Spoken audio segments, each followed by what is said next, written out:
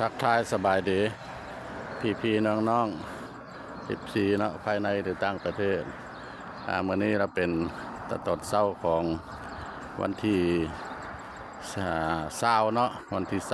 20ของเดือนพฤษภาทางประมาณพะเลาะได้ออกมาคอยเบิ่งให้เบิ่งนาเนาะพาฝนตกหลายแล้วเดี๋ยวนี้เรายืนอยู่ต่อหน้าทางเข้านาเนาะบ้านห้วยลังมือเมืองเซบังไพแข่งขมวนนี่ละกระท่อมเถียงนาแล้วก็เปเพไปไม่ละทานผู้ชมเลยนี่เด้อเด้อไปทางนี้แล้วลงก็เลยให้นานะอันนี้ตะกี้กับเป็นตูบเนาะตูบทางพ่อบ้านพะเลาะให้ครอบครัวขายเครื่องขายของเนาะขายน้ำมันขายมักทั่วมักแตงนั่นละเข้าไปเบิ่งเลยว่าสิเป็นอะไรเนาะเด็กอันนั้นละบอนอยู่อาศัยเด็ๆนะบอนอยู่อาศัยมันเป็นกระท่อมทำใจเนาะกระท่อมทำใจก็แม่นกระท่อมเถียงนาก็แม่นกระท่อมทำใจกระท่อมเถียงนาอันนี้ก็แผนการของพ่อบ้านพะเลาะเนาะแล้วก็ได้ตั้งเสากัน1 2 3 4 5 6 7 8มีอยู่12 ต้นระยะห้องระยะความกว้างของห้องก็ห้องนึงก็3.50 เมตรท่านผู้ชมเลยถ้าแม่นท่าว่าเฮ็ดสำเร็จนี่ก็อาจจะพออยู่เนาะอาจจะพออยู่แล้วแต่ขึ้นแผนปัจจุบันนี้สภาพการมันเปลี่ยนแปลงท่านผู้ชมเลยสภาพการเปลี่ยนแปลงได้แต่ทอกเสาเทคานแล้วก็ทางเจ้าของนี่ก็เลยมีสุขภาพบ่ค่อย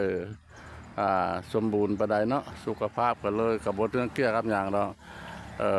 เพื่อแก้กับสายตาเนาะไปลอกไปฝ้าตาเพิ่นกับทางแพทย์หมอเพิ่นบอกบ่ให้เฮ็ดเวียงนักแล้วก็เลยได้โจ๊ะเนาะอันนี้รอให้ท่านผู้ชมฟังโจ๊ะกับพาเดี๋ยวกลับเข้าเมื่ออยู่บ้านอยู่เฮือนอยู่บ้านอยู่เฮือนก็อยู่ท่าแค่คนละเฮือนเด้ออยู่ท่าแค่แล้วก็เลยบ่ได้เฮ็ดบ่ได้ทำต่อแล้วนี่เสียดายอยู่แล้วเสียดายบนอยู่บนเสาเนาะเสียดายเหือเสียดายแห้งถอกเสาเทคานนี่ก็หมดหลายเติบเสากับต้นนึงตอนนั้นกับต้นเท่าไหร่บุตอนบ่แพงต้นละพันบาทเนาะตอนนั้นเนาะกับ12 ต้น12 ต้นสิต่อมาพี่อีกเด้อสิต่อมาพี่อีกตัวนี้ก็ทอกเอาสิต่อมาพี่อีกเป็น12เป็น16ถ้าเฮ็ดแล้วนะแผนนะแล้วก็เลยแผนการรวมเร็วอันนี้แหละกระท่อมเถียงให้เถียงนาก็โอ้ยเปมาละท่านผู้ชมเอ้ยพอก่อน้ำมัน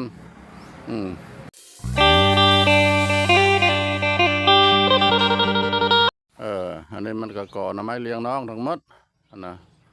น้ำไม้เลี้ยงน้องละลายก่อได้2-3ก่อเด้อ1 2 3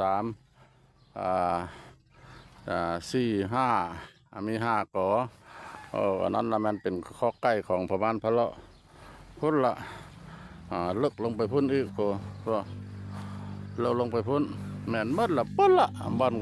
ขาวงัวนั่นพุ่นละลงไปพุ่นเกี่ยวขึ้นพุ่นทานผสมไปเกี่ยวไปพุ่นรวมทั้งหมดละอยู่ละเนื้อที่ละ5 เฮกตาร์เนาะปัจจุบันนี่แหละก็ถือว่าอยากเปลี่ยนเจ้าของละอยากเปลี่ยนเจ้าของอยากขายก็แม่นท่านผู้ชมเลย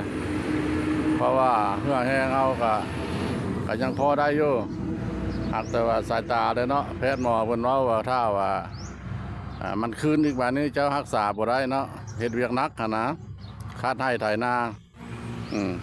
แต่เพราะว่าปัวบ่ได้บาดเนี่ยฉะนั้นทางพ่อบ้านพะเลาะก็เลยว่าย้านคิดย้านตาบ่เห็นหูนั่นแหละครับอยาก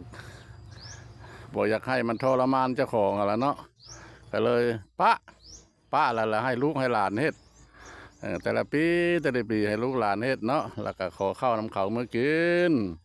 ขอข้าวน้ำเมื่อกินคือทอดแล้วเนี่ยนี่ก็ต้นไม้กินมากแม่น่ะเนี่ยมักกระเทาะกระทินมากช้างลายอะไร เจ้าที่เจ้าทานก่อน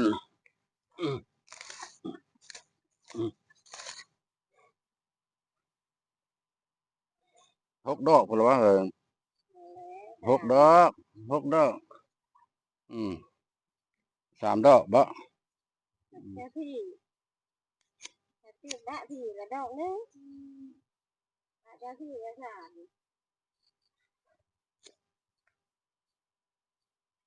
เออไปนี่ก็ได้เนาะอ้าวบุลุกยานบ่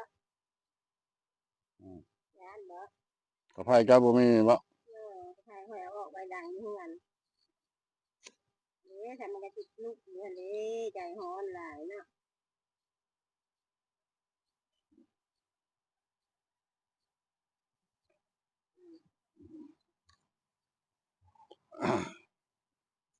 อ่ะเออสาธุสาธุสาธุสาธุสาธุสาธุเจ้าที่เจ้าฐานเจ้าดินเจ้าดอนนางน้อยธรณีผู้ปกปักรักษานั่นแหละพร้อมด้วยคุณ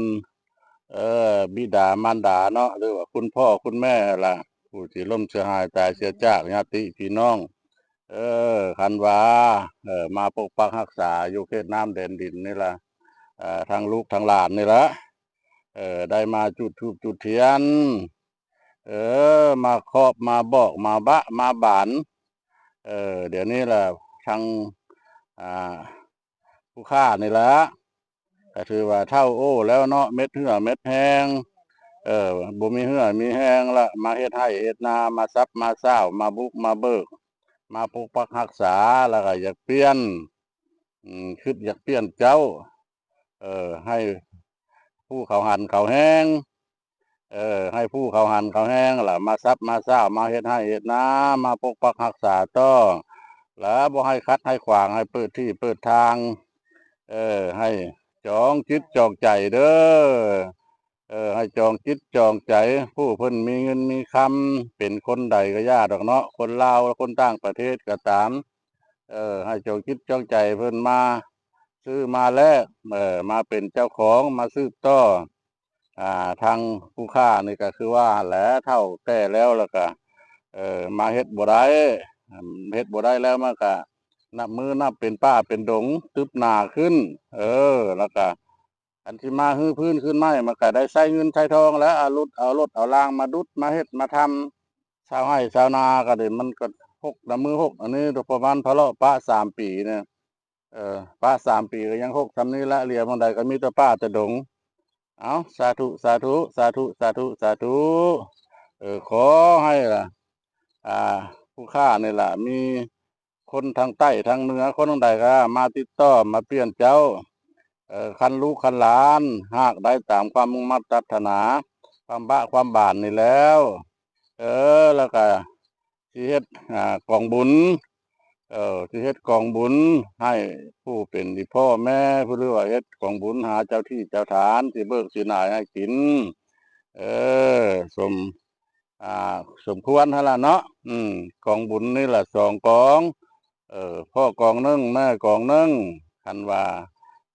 ลูกหลานนี่ล่ะได้เปลี่ยนเจ้าเปลี่ยนจอมเนาะล่ะบ่ได้ตัวบ่ได้ต้มบ่ได้ลอกบ่ได้ลวงคันผู้ค้านี่ล่ะได้เปลี่ยนเจ้าเปลี่ยนจอมมื้อใดแล้วก็แม่นสิพิจารณาสิเฮ็ดกองบุญคือว่าล่ะเด้อมาแก้มาพดมากินนี่ล่ะนี่ทางด้านข้างเด้อท่านผู้ชมเด้อทางด้านข้างทางนี้แหละกว้างซำใดกว้างขวางซำใดเนาะเหมาะสมบ่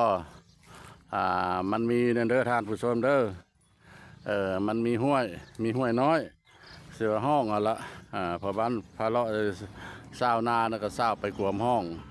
ดีเด้อเพิ่นเนาะว่ามันอย่างห้วยอันมันอย่าง